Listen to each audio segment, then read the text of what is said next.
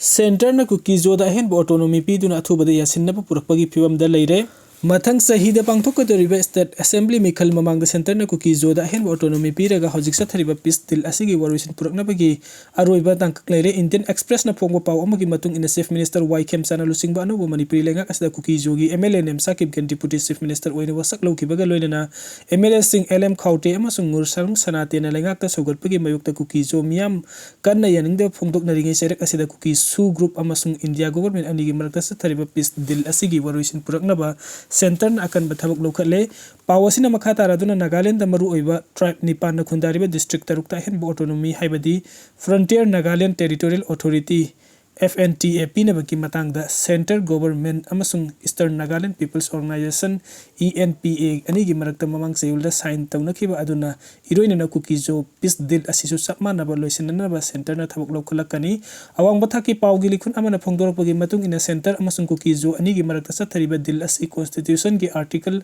371C amendment tawbana tragana hill tribal singda anobu authority piba ani asigi manungda yasinaba purakani Ahenba authority piba haiba sida legislative tagi hauraga administrative amasung financial power piduna masana administer tawjabagi ayabani hairiba asi Kuki Soo miyamna union territory ama semduna makhoigi oiba tokhaiba lengak ama leihanba haiba aduga manungda khardi chali constitution gi article 371C gi makhada manipur gi singi district sing da Ahenba autonomy financial amasung administrative gi sakti hill council da piri ENTA hairiba asisu article 371A gi makhada Nagaland manungda autonomous council na langakpagi ayapa pibani tawbatabu article 371A da piriba sakti asimakti article 371C da pide pawasina makhatara duna nakal ani gi marakta negotiation tawgadoriba asida state assembly gi framework makhada masana lengak sabagi provision yauri centrum gi oina singi misinga population proportionate oibaga loinana geographical oina singi khudongsa da basinga sumari leinagani hojik nakal ani gi marakta wari sanariba asida council gi jurisdiction makhada lam amasung job protection tawbagi sakti leiba amadi local custom da adumak sakti pibagi wafum su yauri Ministry of Home Affairs MISA da gifangwa paw amagi matung inna Manipur Autonomous District Council ADC asi sahi kaya gi mamang dagi ningthina function tawduna lagli state ki budget allocation da mong marin ta da kaya leibana ADC khadi thagi tolo phaw piba ngamdana leiri hairi Litan gi wathok chawthoraktuna tangkhul gi yum kunga mathoi Kuki na Mei Thakhre deputy CM Losi dikhona chair lawduna mifam pangthokre akan ba section thaurang lawkhatkre hauki bathangs numit ki numidang da Kuki amasung tangkhul na hakang lup ani gi marakta khuthok natuna tangkhul ama asok apan nangkhraba matung irang asi hena chawthoraktuna Kuki singna tangkhul gi yum kunga mathoi Mei Thakhre nakal ani maki khunja sing safagada mafam sing da lanjina khre Kuki kulai paiba sing na Naga gi yum sing Mei Thabagi video footage viral oirabasu security personnel sing na kari su tawtuna yengduna leire haina Litan gi tangkhul khunja sing na penda ba phongdokre panbaya badi Litan da Kuki amasung tangkhul community ani gi marakta khatnar padagi Ukhrul district magistrate na Litan da ngarang numit dang pung tret tagi matam kaktana curfew thamkibani pawasina hai maisa ke beyum masing punna kunga mari ni masigi manung da kunga mathoina tangkhul gi oiraga ahumna Kuki gini haidi oiragliba phiyam asida deputy chief minister Losi dikhona yauna mifam amangasi Litan police station da pangthokre deputy chief minister Losi dikhona chair lawduna pangthokki mifam aduda tangkhul Nagalong TNL tangkhul Sanaulong TSL amasung Katho Katannaw longi president sing Assam Rifles के general commanding officer उखरुलगी MLA BJP state के vice president उखरुलगी deputy commissioner SDO SDC उखरुलगी additional SP अमदि अतै official सिंग सरगयाखी मिफम अदुना community अनिमक वकल तमिनदुना इंगतपना लेनब होनमिनब हाइना यानखी मिफम अदु की मतंग डिप्टी चीफ मिनिस्टर Losi दिखोना फोंगदोक पदंगसी मिफम अदु महि यानबा मिफम अमु ओइखी कम्युनिटी अनिमक तनुक्सी चानना इंगतपना लेमिनब पामी mafam asida mahusagi ingtapa phiyam da hanjilaknaba angamba thakta honagani haiki hojikmaki oina mi phaba punbagi thapuk leite adubu maral leiba singde fagani haina su phongdoki TNL gi president na phongdorakpa da ikhui shanti pami adubu lamgi mapu karanu haiba siti mek singna khangadabani hairi yum amadi structure sing amang ata thokraba sing adu Maraks the Ukhrul district administration Litan da Ahenba security forcing thajilaktuna ngak senbagi akan bathabuk lokhat khre thajilakliba security forcing asida Assam Rifles ki kalam ani Central Armed Police Force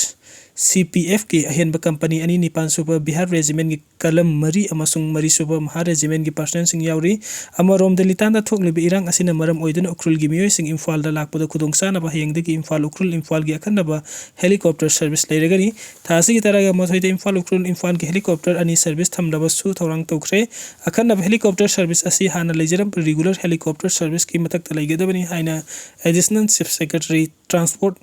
अनुराग बाजपाई थादोर पसेरोल हाइरी passenger खुदेमक KG 3 हेना लुम्ब पोचै पुदनबसु खंगली service असिगिदमक्ता